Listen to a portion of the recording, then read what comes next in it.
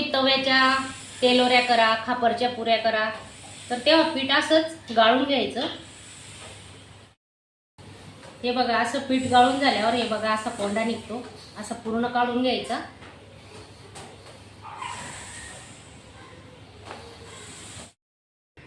अर्धा किलो चण्याची डाळ घेतलेली आहे. हे बघा, आता 2-3 पाण्याने स्वच्छ धुवून घेते आणि 3 शिट्ट्या काढून घेते.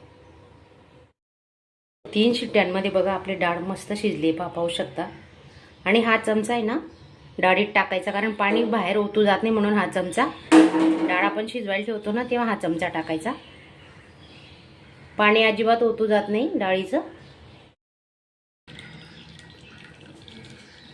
हे पाणी आपण आता कटाची आमटी बनवणार आहोत त्याच्यासाठी वापरतोय. कटाच्या आमटीसाठी थोडी डाळ काढून घेते. हे बघा, आणि अर्धा किलो डाळीला पाव किलो गूळ घेतलाय बारीक करून, तो आता मिक्स करून घेतो. त्याच्यात पीठ मळून घेतोय आपण आता. थोडं चवीनुसार मीठ टाकतोय, थोडं टाकायचं, पाव चमचा.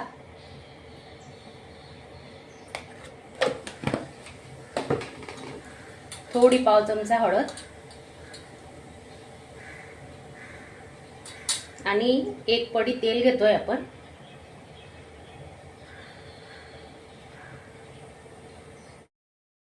हे बघा, पीठ मस्त मळून झालेलं आहे आपलं. आता थोडं तेल टाकतोय.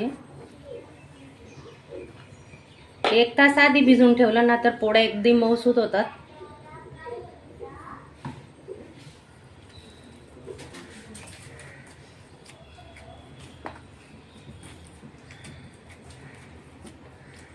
ओला कपडा घ्यायचा आणि आता आपण झाकून ठेवणार आहेत. वेलची पूड टाकतोय. वेलची जायफळ पूड केलेली आहे. आता हे चांगलं मिक्स करून घेऊ.